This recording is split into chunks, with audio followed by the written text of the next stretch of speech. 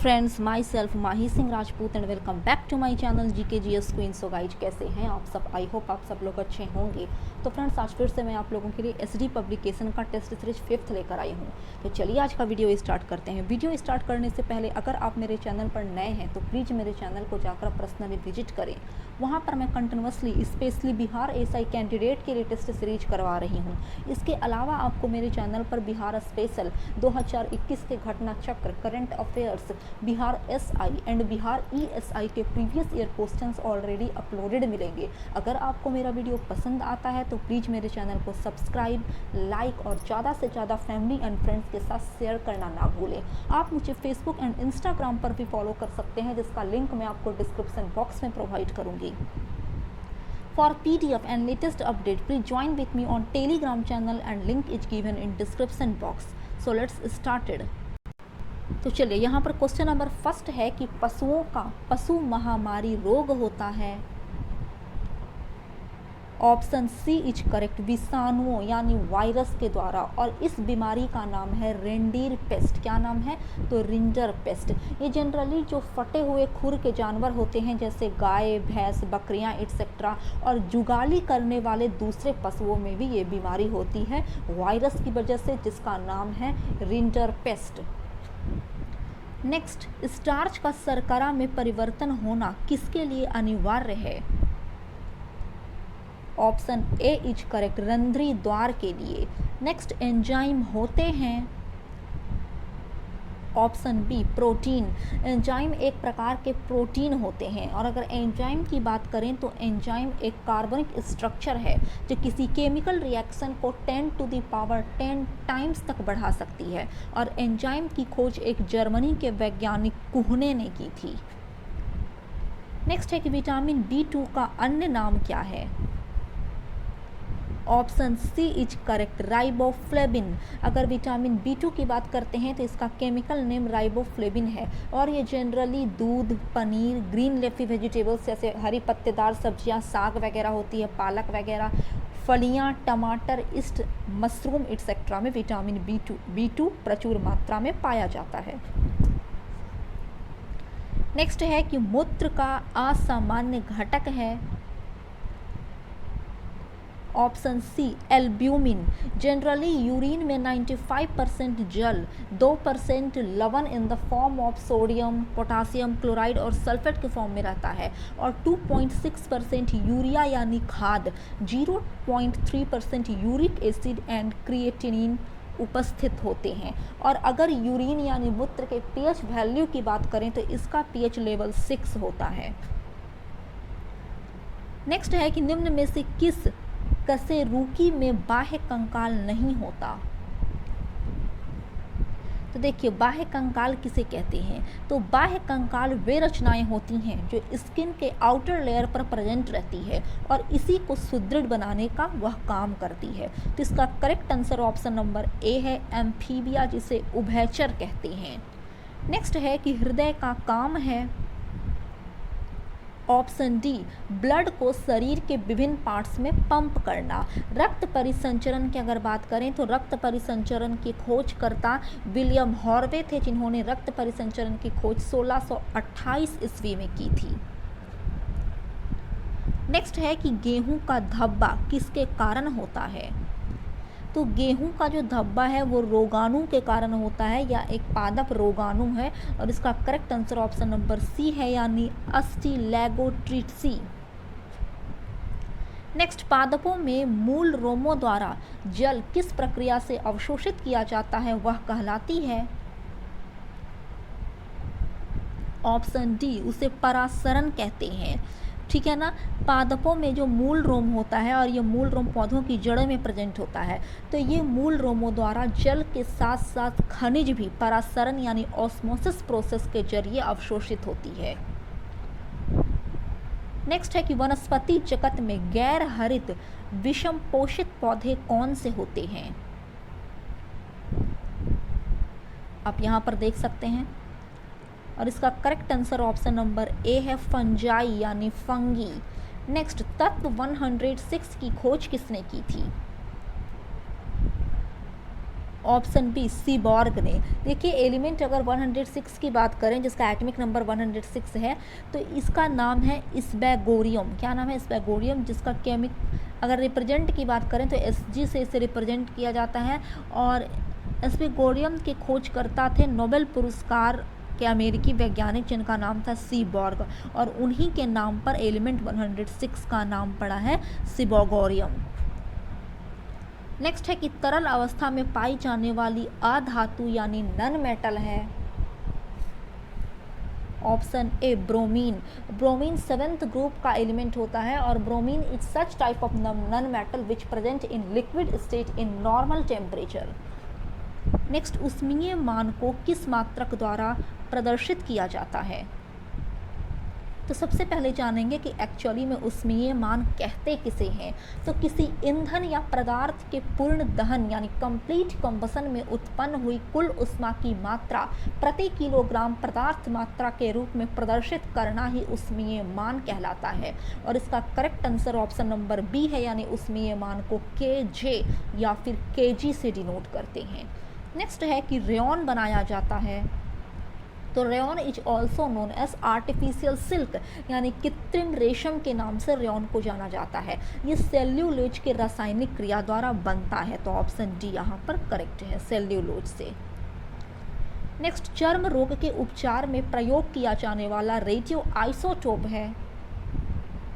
Option C radio phosphorus 32 की अगर बात करें तो ये जनरली जो स्किन डिजीज होती है, चर्म रोग, उसके यूज के लिए रेडियो 32 का यूज किया जाता है, फॉस्फोरस 32 का। नेक्स्ट है कि पारा थर्मामीटर के कार्य का सिद्धांत क्या है? ऑप्शन बी गर्म करने पर पदार्थ एक्सपैंड होता है यानी विस्तार होता है पदार्थ का। देखिए 1714 ईस्वी में डेनियल फ़ारेनहाइट ने पारा थर्मामीटर की खोज की थी। पारा थर्मामीटर में तापमान मापने पर पारा गर्म होकर आगे बढ़ने लगता है, जिससे टेम्परेचर का मेजरमेंट किया जाता है। नेक्स्ट है कि प्रकृति में सबसे सशक्त बल है। ऑप्शन सी नाभिकीय बल। देखिए जनरली अगर साइंटिफिक के बात करें यानी साइंस के अकॉर्डिंग 4 बल होते हैं: विद्युत चुंबकीय बल, सशक्त नाभिकीय बल, दुर्बल नाभिकीय बल और गुरुत्वीय बल। जिसमें से सबसे मजबूत जो रहता है वो सशक्त नाभिकीय बल है और सबसे कमजोर यानी दुर्बल बल जो रहता है उसका नाम है गुरुत्वीय बल। नेक्स्ट है कि मानव शरीर में विकिरण यानी एक्स किरणों या वाई किरणों आदि के कारण हुई क्षति को किसमें मापा जाता है? ऑप्शन डी रेम में। नेक्स्ट, ऐसे पदार्थ जो घर्षण कम करते हैं कहलाते हैं? ऑप्शन बी उसे स्नेहक यानी लुब्रिकेंट कहा जाता है। जनरली स्नेहक जो होते हैं वे 2 सतहों के बीच लगाया जाता है ताकि फ्रिक्शन कम हो और वस्तु जल्दी ना घिस पाए। तो चलिए नेक्स्ट है 20 नंबर की वैद्युत परिष्करण के दौरान विशुद्ध धातु कहाँ पर एकत्रित होती है? ऑप्शन डी कैथोड में। और आप लोग कैथोड और एनोड के बारे में तो जानते ही होंगे कि what is cathode and what is anode. तो अगर हम लोग वैद्युत परिष्करण की बात करें तो इसके जरिए उत्तम और उच्च कोटि की शुद्धता की धातु प्राप्त की जाती है। नेक्स्ट है कि भारतीय संविधान में आपात उपबंध कहाँ से लिए गए हैं? चूँकि यहाँ पर ऑप्शन नहीं दिया हुआ है फ्रेंड, इसका करेक्ट आंसर जर्मनी हो जाएगा। जर्मनी से लिया गया भारतीय संविधान में आपात उपबंध। नेक्स्ट है कि शक्ति के विकेंद्रीकरण को गांधी जी के समर्थन का क्या कारण था? Option A is correct. विकेंद्रीकरण लोकतंत्र में लोगों की अधिक भागीदारी सुनिश्चित करता है। नेक्स्ट है कि योजना आयोग का अध्यक्ष कौन होता है?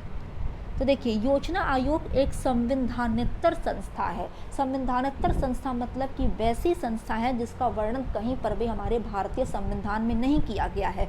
इसका गठन भारतीय संविधान से अलग हटकर हुआ और फाइनली योजना आयोग को गठित किया गया था 12 मार्च 1950 ईस्वी को। बट इसे 1 जनवरी 2015 को नीति आयोग के नाम पर पुनः विकसित किया गया और प्रधानमंत्री इसके अध्यक्ष होते हैं। नेक्स्ट है कि भारत की संविधान सभा किसके कहने पर बनाई गई थी? तो 1946 के कैबिनेट मिशन के अंतर्गत ही भारतीय संविधान सभा का गठन किया गया था। नेक्स्ट है कि लोकतांत्रिक संस्थाओं के विकास के लिए कौन सा कारक आवश्यक है? ऑप्शन डी, व्यक्तिगत अधिकारों के प्रति सम्मान। नेक्स्ट, पंचायती राज व्यवस्था शासन के कितने स्तरों में विभाजित है? तो कुल 3 स्तरों में पंचायती राज व्यवस्था को विभाजित किया गया है। 73वां संविधान संशोधन द्वारा पंचायती राज व्यवस्था को अपनाया गया, जिसे 3 भागों में कैटेगराइज किया गया। पहला ग्राम पंचायत, दूसरा पंचायत समिति और तीसरा जिला परिषद। नेक्स्ट, भारत का प्रधानमंत्री बनने के लिए अपेक्षित न्यूनतम आयु मिनिमम एज कितनी होनी चाहिए? तो ऑप्शन सी 25 ईयर्स। देखिए, भारत के प्रधानमंत्री बनने के लिए 25 ईयर्स तो मिनिमम एज होनी चाहिए। साथ ही संसद के किसी भी सदन का सदस्य होना इसके लिए ज़रूरी हो जाता है, और अगर वे प्रधानमंत्री संसद के किसी भी अपर हाउस या लोअर हाउस के किसी भी मेंबर नहीं रहते हैं तो उन्हें 6 महीना के अंदर सदस्यता ग्रहण करनी होती है। और अगर आपसे एग्जाम में ये पूछ दिया जाए कि लोकसभा के सदस्यता ग्रहण करने के लिए मिनिमम एज क्या है, तो लोकसभा के लिए भी 25 ईयर्स है, बट राज्यसभा के लिए 30 ईयर है। तो चलिए आगे बढ़ रहे हैं 28 की तरफ, कि वह प्रधानमंत्री कौन था जिसे संसद ने मतदान द्वारा अपदस्थ कर दिया था? Option C is correct, VP Singh. Next, लोकतंत्र के 2 रूप कौन से हैं? आप यहाँ पर संसदीय और अध्यक्षात्मक ऑप्शन में देख सकते हैं, बाकी ऑप्शन यहाँ है। तो इसका correct answer option number B है, यानी प्रत्यक्ष तथा अप्रत्यक्ष लोकतंत्र। देखिए, प्रत्यक्ष लोकतंत्र वैसे लोकतंत्र को कहते हैं जिसमें जनता प्रत्यक्ष रूप से शासन कार्यों में पार्टिसिपेट होती है, तथा अप्रत्यक्ष लोकतंत्र वैसे लोकतंत्र को कहते हैं जिसमें जनता स्वयं प्रत्यक्ष रूप से इस प्रकार की प्रभुसत्ता का प्रयोग ना करके अपने प्रतिनिधियों के माध्यम से करती है। नेक्स्ट है कि लोकसभा और राज्यसभा में लोकपाल बिल और अधिक सख्त संशोधनों के साथ कब पारित हुआ? तो देखिए, ऑप्शन बी इज करेक्ट, यानी 2013 में। अगर राज्यसभा की बात करते हैं तो राज्यसभा में यह लोकपाल बिल को फाइनली तौर पर अधिक सख्त संशोधनों के साथ पारित किया गया था 17 दिसंबर 2013 को। वहीं लोकसभा में उसके जस्ट एक दिन बाद यानी 18 दिसंबर 2013 को, तो दोनों 2013 में ही किए गए। नेक्स्ट है कि भारत समुद्र शास्त्रियों ने अरब सागर के तल में बंबई से पश्चिम दक्षिण पश्चिम में लगभग 455 किलोमीटर दूर एक नए 1505 मीटर ऊंचे पर्वत की खोज की है। इस पर्वत का नाम क्या रखा गया? Option B is correct, Raman Sagar पर्वत। नेक्स्ट, बोडो निवासी हैं। बोडो जनजाति जो है वो जनरली गारो पहाड़ी के निवासी हैं, तो ऑप्शन ए यहाँ पर करेक्ट है। नेक्स्ट, भारतीय मानक समय यानी इंडिया स्टैंडर्ड टाइम एवं ग्रीनविच मान समय जीएमटी में अंतर पाया जाता है। तो ये देखिए, देश का जो मानक समय है वो 82.5 डिग्री पूर्वी देशांतर है, जो नैनी इलाहाबाद से गुजरता है, और ये ग्रीनविच के समय से कितना आगे है? तो 5.5 घंटा आगे है। तो ऑप्शन बी यहाँ पर करेक्ट हो जाएगा। आप कंफ्यूज मत कीजिएगा, माइनस 5.5 घंटा मार कर मत आ जाइएगा एग्जाम में, प्लस 5.5 घंटा होगा। नेक्स्ट है कि आम्र वर्षा यानी मैंगो शोर संबंधित है। ऑप्शन डी, आम की फसल से। देखिए, जनरली आम्र वर्षा जो होती है वो कर्नाटक और केरल में होने वाली वर्षा है। मॉनसून के पूर्व वहाँ पर इस प्रकार की वर्षाएं होती हैं जो आम की फसल के लिए अत्यधिक लाभकारी होती है। निम्नलिखित नहर प्रणालियों में से किससे बिहार के क्षेत्र में सिंचाई होती है? ऑप्शन बी, त्रिवेणी नहर से। त्रिवेणी नहर चंदन सिंचाई परियोजना से संबंधित है तथा यह पश्चिम चंपारण में त्रिवेणी नहर सिचुएटेड है। नेक्स्ट है कि भारत का प्रथम उर्वरक संयंत्र कहाँ लगा था? तो ऑप्शन बी इज करेक्ट, ये बिहार के सिंदरी में 1951 ईस्वी में लगा था। इसके बाद जो दूसरा उर्वरक संयंत्र लगा वो पंजाब के नांगल क्षेत्र में लगाया गया। नेक्स्ट है कि रेलवे का जोन मुख्यालय हाजीपुर स्थित है। ऑप्शन डी, बिहार में। देखिए, हाजीपुर मुख्यालय ने 1 अक्टूबर 2002 से सुचारू रूप से कार्य करना प्रारंभ किया था। कब से? तो 1 अक्टूबर 2002 से। तो चलिए नेक्स्ट 38 है कि दक्षिण अमेरिका के मध्य अक्षांशीय घास के मैदान को क्या कहते हैं? तो दक्षिण अमेरिका का जो घास का मैदान है उसे पंपास कहा जाता है। इसका विस्तार अर्जेंटीना, उरुग्वे और ब्राज़ील के दक्षिणी भागों में है। अगर प्रेरी नामक घास के मैदान की बात करें तो ये उत्तरी अमेरिका का घास का मैदान है। वेल्ड दक्षिणी अफ्रीका का तथा स्टेपिच पश्चिमी रूस तथा यूरेशिया के घास के मैदान को स्टेपिच कहते हैं। नेक्स्ट है कि 90 ईस्ट रीज कहाँ पर स्थित है। तो 90 ईस्ट रीज एक कटक है जो हिंद महासागर में सिचुएटेड है। नेक्स्ट है कि टीन मिलता है ऑप्शन ए प्लेसर निक्षेपों में। देखिए विश्व में प्राप्त होने वाली टीन की लगभग 80% मात्रा जो है वो प्लेसर निक्षेपों से ही प्राप्त होती है। ये रिवर बेड्स में पाए जाते हैं। नेक्स्ट, किस प्रजाति के सदस्यों की संख्या सर्वाधिक है। ऑप्शन डी इज करेक्ट, काकेसियाई। नेक्स्ट यहाँ पर मैच द फॉलोइंग आप देख सकते हैं स्थानीय पवन और किस क्षेत्र में वो स्थानीय पवन चलती है, तो आप यहाँ पर देख लीजिए। और इसका correct answer option number B हो जाएगा, यानी फॉन नामक स्थानीय पवन जो है वो कुर्दिस्तान में जनरली चलती है। फॉन नामक स्थानीय पवन है वो आल्पस। सिमूम की अगर बात करते हैं तो कुर्दिस्तान, सेंटा एना कैलिफोर्निया और जोंडा अर्जेंटीना के आसपास। नेक्स्ट है कि निम्नलिखित में से कौन सा कर प्रत्यक्ष कर है। तो ऑप्शन सी यहाँ पर धन कर जो है वो प्रत्यक्ष कर है। हालांकि विक्रय कर, उत्पाद कर और मनोरंजन कर ये तीनों अप्रत्यक्ष कर में आ जाते हैं। नेक्स्ट है कि निम्नलिखित में से किस कर की वसूली केंद्रीय सरकार द्वारा नहीं की जाती। तो ऑप्शन सी व्यावसायिक कर की वसूली केंद्र सरकार ना कर राज्य सरकार करती है। और व्यावसायिक कर जनरली मध्य प्रदेश, गुजरात, तमिलनाडु, कर्नाटक, महाराष्ट्र, आंध्र प्रदेश तथा पश्चिम बंगाल में वसूला जाता है। नेक्स्ट है कि ग्रामीण बैंकों पर कार्यकारी समूह की सिफारिशों के फलस्वरूप शुरू में 5 ग्रामीण प्रादेशिक बैंक स्थापित किए गए थे। वर्ष ऑप्शन सी इज करेक्ट 1975 में। नेक्स्ट, निम्नलिखित में से कौन सा कर प्रत्यक्ष कर है। ऑप्शन सी इनकम टैक्स यानी आय कर प्रत्यक्ष कर है, जबकि मनोरंजन कर, बिक्री कर और उत्पाद कर ये तीनों अप्रत्यक्ष कर हैं। नेक्स्ट है कि बिक्री कर उदाहरण है।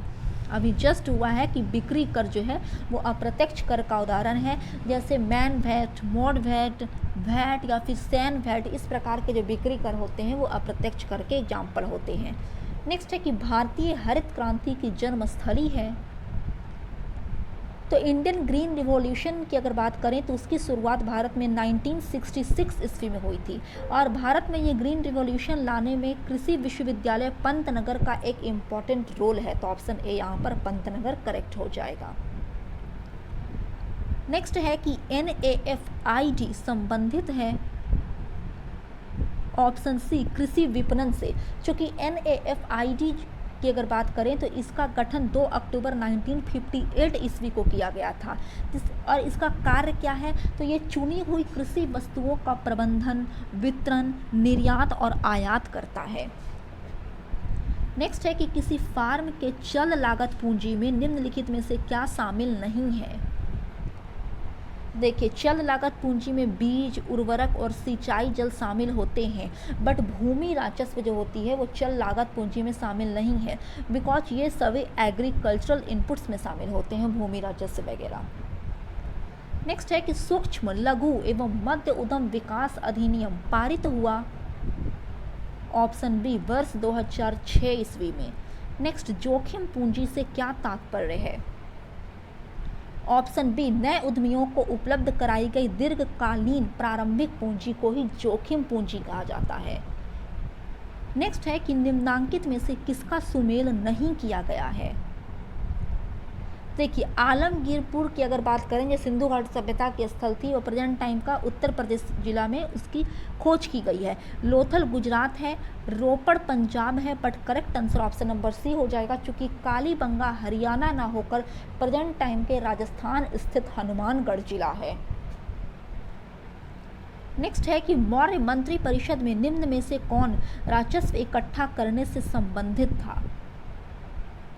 तो ऑप्शन ए, तो जो अधिकारी राजस्व इकट्ठा करता था उसे समाहर्ता कहा जाता था। अगर अंतपाल की बात करते हैं तो ये सीमा रक्षक थे जो सीमावर्ती दुर्गों की यानी किलों की देखभाल करते थे। नेक्स्ट है कि अधोलिखित में कौन गुप्तकालीन स्वर्ण मुद्रा है। तो गुप्त काल में जो स्वर्ण मुद्रा चलाई गई उसका नाम दीनार पड़ा था। नेक्स्ट है कि प्रसिद्ध विरूपाक्ष मंदिर कहाँ अवस्थित है। तो विरूपाक्ष मंदिर कर्नाटक के बेंगलुरु शहर से 350 किलोमीटर दूरी हम्पी में स्थित है। ऑप्शन सी यहाँ पर करेक्ट हो जाएगा। तो चलिए नेक्स्ट है 57 की सिंधु घाटी के लोग विश्वास करते थे। ऑप्शन डी, मातृशक्ति में, बिकॉज सिंधु घाटी की सभ्यता में ऐसे कई सारे साक्ष्य मिले हैं जिसके आधार पर यह कहा जा सके कि सिंधु घाटी के लोग मातृशक्ति में बिलीव करते थे। नेक्स्ट है कि अलाउद्दीन खिलजी के निम्न सेनाध्यक्षों में से कौन सा तुगलक वंश का प्रथम सुल्तान बना। ऑप्शन ए, गाजी मलिक, जिसका नाम गयासुद्दीन तुगलक था, जिसने तुगलक वंश की स्थापना की थी। गाजी मलिक की अगर बात करते हैं तो यह अलाउद्दीन खिलजी के शासनकाल में कई महत्वपूर्ण अभियानों का अध्यक्ष था तथा इसे दीपालपुर का राज्यपाल भी नियुक्त किया गया था। नेक्स्ट है कि मुगल सम्राट अकबर के समय का प्रसिद्ध चित्रकार था। तो देखिए, अकबर के समय के जितने भी फेमस पेंटर थे उसका वर्णन अबुल फजल ने अपनी पुस्तक आईने अकबरी में किया है। उसमें कुछ फेमस नाम थे जैसे दशवंत, महेश, केशवलाल, हरिवंश, बशावन, तारा इट्सेट्रा। तो correct answer option number B यानी दशवंत हो जाएगा। नेक्स्ट है कि निम्नलिखित में से किसने अपने बादशाह पति के लिए मकबरे का निर्माण करवाया था। ऑप्शन बी, हाजी बेगम ने दिल्ली में 1564 ईस्वी में हुमायूं के लिए मकबरे का निर्माण करवाया था। तो चलिए आगे बढ़ रहे हैं कि मध्यकाल में बटाई शब्द का अर्थ था। ऑप्शन बी, लगान निर्धारण का तरीका जिसमें वास्तविक उपज का बंटवारा राज्य और किसानों के बीच किया जाता था। नेक्स्ट है कि दीवाने को ही किससे संबंधित है। ऑप्शन ए, मोहम्मद बिन तुगलक ने एक कृषि विभाग की स्थापना की थी जिसका नाम दीवाने को ही पड़ा। तो चलिए नेक्स्ट है कि पंजाब में अमृतसर नगर को स्थापित किया था। ऑप्शन डी, सिखों के चौथे गुरु रामदास ने। चूंकि गुरु रामदास को अकबर ने 500 बीघा भूमि दान के तौर पर दिया था और इसी जमीन पर उन्होंने अमृतसर नगर बसाया था। नेक्स्ट, ईस्ट इंडिया कंपनी के किस अंग्रेजी गवर्नर को औरंगजेब द्वारा भारत से निष्कासित कर दिया गया था। तो उस अंग्रेजी गवर्नर जनरल का नाम था सर जॉन चाइल्ड, जिसे औरंगजेब ने 1668 ईस्वी में निष्कासित किया। क्योंकि सर जॉन चाइल्ड क्या करता था कि मतलब कि बम्बई और पश्चिमी समुद्री तट को उसने घेरा बना लिया था और मक्का जाने वाले जितने भी हज यात्री होते थे उन्हें बंदी बनाता था। तो इसी वजह से औरंगजेब ने सर जॉन चाइल्ड को निष्कासित किया था। तो चलिए आगे है क्वेश्चन नंबर 65 की शारदा मणि कौन थी। तो ये रामकृष्ण परमहंस की पत्नी थी। और रामकृष्ण परमहंस कौन थे, तो स्वामी विवेकानंद के गुरु थे। नेक्स्ट है कि युगांतर पार्टी का नेतृत्व किया था। ऑप्शन ए, जतेंद्र नाथ मुखर्जी ने। और जतेंद्र नाथ मुखर्जी बंगाल के क्रांतिकारी नेता थे। नेक्स्ट, शिवाजी मुगलों की कैद से भागने के समय कौन से नगर में कैद थे। ऑप्शन बी, आगरा में। नेक्स्ट क्वेश्चन नंबर 68 आप देख सकते हैं कि निष्क्रिय विरोध के सिद्धांत का प्रतिपादन किसने किया था।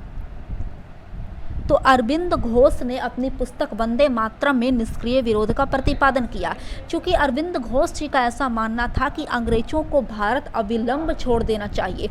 जब तक अंग्रेज ऐसा नहीं करते हैं तब तक उनके अगेंस्ट विरोध प्रदर्शन भारतीयों को करते रहना चाहिए। नेक्स्ट है कि कौन भारतीय क्रांति की माँ कहलाती हैं। काफ़ी अच्छा क्वेश्चन है। तो भारतीय क्रांति की जननी या माँ के तौर पर भीखाजी रुस्तम कामा को जाना जाता है। क्योंकि भीखाजी रुस्तम कामा 1907 ईस्वी में स्टुटगार्ट जर्मनी का एक क्षेत्र था, वहाँ की समाजवादी कांग्रेस में पार्टिसिपेट होती हैं, जहाँ इन्होंने प्रथम भारतीय झंडे को फहराया था। और जो भारतीय झंडे का डिजाइन था ना, वो भी सबसे पहले भीखाजी रुस्तम कामा ने ही डिजाइन किया था। नेक्स्ट है कि पानीपत के तीसरे युद्ध में निम्न में से किसने मराठों को हराया था? तो पानीपत का तीसरा युद्ध 1761 ईस्वी में अहमद शाह अब्दाली और मराठा के बीच लड़ा गया, जिसमें मराठों की हार हो गई थी और ये जो अफगान था, अहमद शाह अब्दाली एक अफगानी था, उसकी जीत हो गई थी। तो ऑप्शन ए यहाँ पर करेक्ट है। नेक्स्ट है कि विश्व जैव ईंधन दिवस कब मनाया जाता है? 10 अगस्त। नेक्स्ट है कि किस राज्य की सरकार ने जनजातीय लोगों के ऋण को माफ करने की घोषणा की है? ऑप्शन ए Madhya Pradesh. Next, green peas India द्वारा जारी की गई एक रिपोर्ट के अकॉर्डिंग विश्व का सबसे बड़ा सल्फर डाइऑक्साइड उत्सर्जक देश कौन बना है? ऑप्शन ए भारत। तो चलिए नेक्स्ट है कि सीबीआई का प्रोसिक्यूशन डायरेक्टर किसे नियुक्त किया गया है? तो अगर प्रोसिक्यूशन डायरेक्टर की बात करें तो वे हैं सुधा रानी रेलंगी।